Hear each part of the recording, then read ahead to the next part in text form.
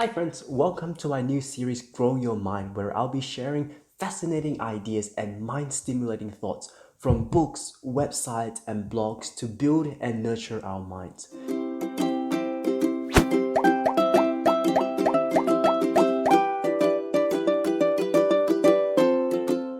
This is the first of 4 episodes where I'm going to be diving deep into the book that I just read, Think and Grow Rich by Napoleon Hill, which discusses the principles of success and how we can apply that to our everyday life, not just financial wealth.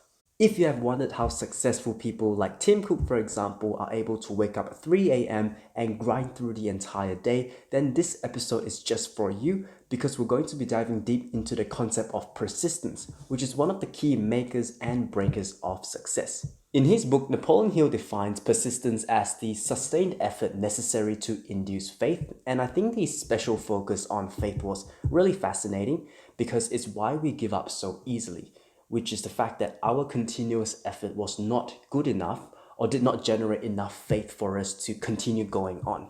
The rest of the video will cover 2 things. One is to identify if you lack persistence, and the second one is how to develop persistence. Just like in medical school where we're taught to diagnose illnesses based on the symptoms that people present, we can apply the same approach here where we're going to identify if we lack persistence based on 3 common symptoms. Number 1 is lack of desire. This is the failure to recognize and clearly define what we want to do. And I think it's one of the key reasons why we tend to do better in our extracurricular activities because we chose to be there and our desire is what often leads to better performance. Number 2, procrastination.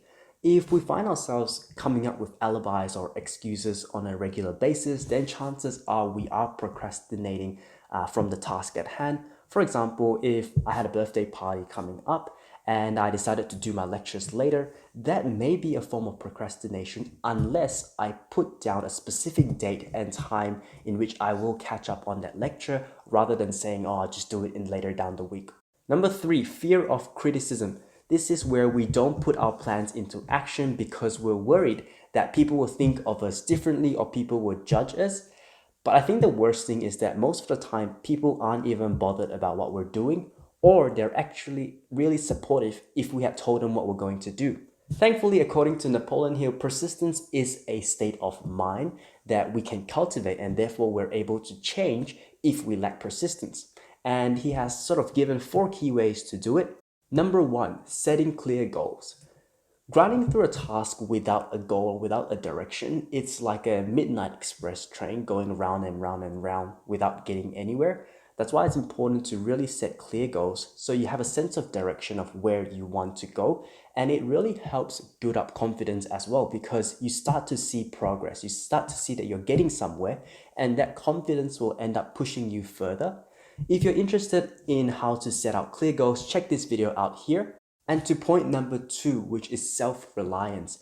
This is to believe in our own ability to get things done without being overly dependent on others. I think to a certain extent, we should be confident in doing things our way. And if we make mistakes, so be it. We just learn from them and grow from there. However, sometimes help is really needed, which brings me to my 3rd point, which is to ask for the cooperation of others. It is true that no one can succeed alone, and that's why I think it's important to always be understanding, be empathetic, and to try to develop harmonious relationship with other people.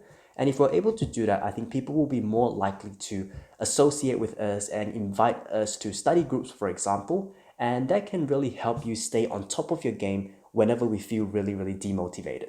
And if all else fails, we can always depend on habit, which is point number 4, to develop persistence.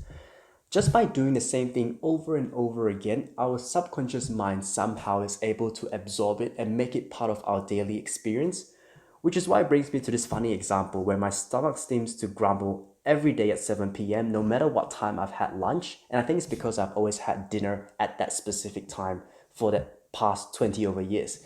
And that just shows how if we do something for a long period of time, it becomes second nature to us and we know to get that specific thing done at that specific time every single day or every single week. To summarize, set clear goals, find a balance between being self-reliant and also asking help from other people, and of course, try to make things into a habit. Alright, if you have enjoyed this video, please like and subscribe so you don't miss out on future content like this. Comment down below if you have found this useful, and I'll see you all in the next video. Bye.